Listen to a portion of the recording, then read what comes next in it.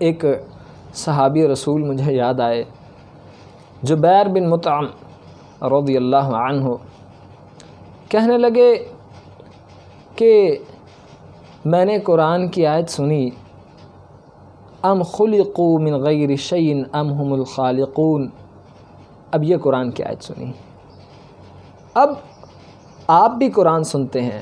میں بھی قرآن سنتا ہوں، ہماری مسجدوں اور ممبر و محراب سے ہر وقت قرآن کی صدائیں بلند ہوتی ہیں، اور رمضان کے اندر تو دھڑا دھڑ پاروں کا قیام چلتا ہے اور ہر طرف قرآن کی فضا ہوتی ہے، ہمارے کان پر جوں تک نہیں ریگتی یہ آیات سن کر۔ اور صحابی کہنے لگے کادو یطیرو قلبی، کہنے لگے کہ مجھے ایسا لگتا ہے کہ شاید کہ میرا دل پھٹ جائے اس قرآن کی آیت کو سن کے۔ سبحان اللہ، قربان جائیے، یہ ایمان تھا جو ان کے دلوں میں راسخ تھا، آیات ان پہ اثر کرتی تھی۔ ایک ایک قرآن کی آیت کا ٹکڑا ان کی رات کی نیندیں اور دلوں کا سکون اور چین اس لیے چھین لیتا کہ وہ آخرت کے بارے میں سوچنے لگتے، ورنہ حقیقی چین اور سکون تو وہی ہے جو آخرت کی تڑپ میں ملے۔ اور الا بذکر اللہ تطمئن القلوب، خبردار لوگو، اللہ کے ذکر سے ہی دلوں کو سکون ملتا ہے۔ اور اس سے بڑھ کے ایک رات نبی مکرم صلی اللہ علیہ وسلم رات قرآن کا قیام کرتے ہوئے تہجد کی نماز میں، یعنی پوری کی پوری رات گزار دی ایک آیت کو پڑھتے ہوئے، ایک آیت کو پڑھتے ہوئے، بار بار پڑھی جا رہے ہیں، تسلسل سے پڑھتے جا رہے ہیں نبی مکرم صلی اللہ علیہ وسلم، اور ایک آیت پڑھی ہے اور یہ سارا سلسلہ یوں گزر گیا۔ یہ اللہ کا کتنا بڑا انعام و اکرام تھا ان لوگوں پر جن کی زندگیوں پر قرآن کی ایک ایک آیت اپنے پورے کے پورے نتائج دکھائے ہوئے تھے۔ وہ اپنی آنکھوں سے قرآن کے ثمرات کو دیکھتے تھے، اپنے دل کی بینائی اور روشنی سے اس کے نور کو سمیٹتے تھے۔ ہم نہ دل کی آنکھ سے دیکھ سکتے ہیں، نہ باطنی آنکھ سے دیکھ سکتے ہیں، نہ اس کے شعور کو سمیٹتے ہیں۔ اس کی صرف اور صرف ایک وجہ یہ ہے کہ ہم اس کے فہم سے بہت زیادہ دور ہیں، ہم اس کو سمجھنے سے بہت زیادہ قاصر ہیں۔ اور اس قرآن کی تاثیر کے حوالے سے تو نبی مکرم صلی اللہ علیہ وسلم کے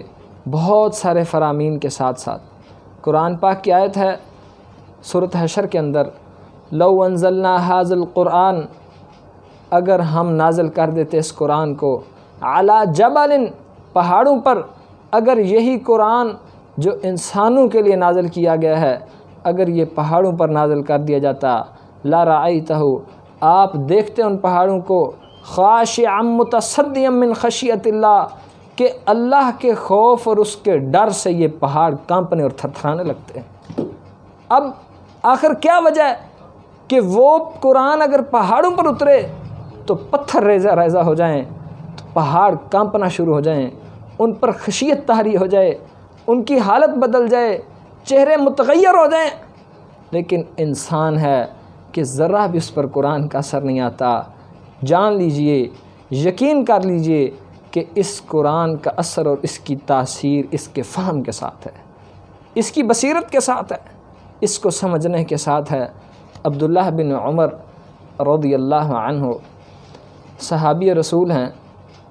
بیان کرتے ہیں کہ نبی صلی اللہ علیہ وسلم خطبہ ارشاد فرمایا کرتے تھے، اور رسول اللہ صلی اللہ علیہ وسلم ایک کھجور کے تنے پر، یعنی ممبر کے بننے سے پہلے ہاتھ رکھ کے خطبہ ارشاد فرمایا کرتے تھے۔ جب ممبر بن گیا تو ہم نے کھجور کے اس تنے کو نبی صلی اللہ علیہ وسلم کی جدائی میں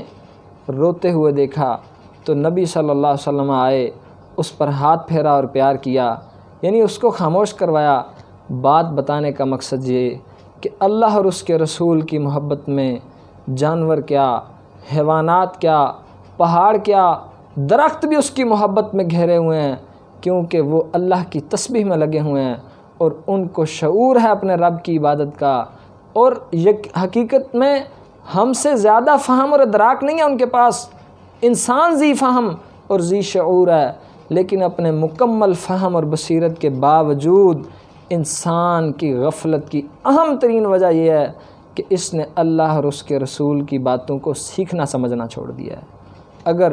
آج بھی یہ دلوں میں ایمان پیدا کر لیا جائے، یہ ذوق بھڑکا لیا جائے، تو انشاءاللہ اللہ رب العزت اپنے بڑے فضل بھی نازل کرے گا، لوگ کتاب اللہ کو سیکھنا بھی شروع کر دیں گے۔ وما توفیقی الا باللہ، وآخر دعوانا ان الحمدللہ رب العالمین۔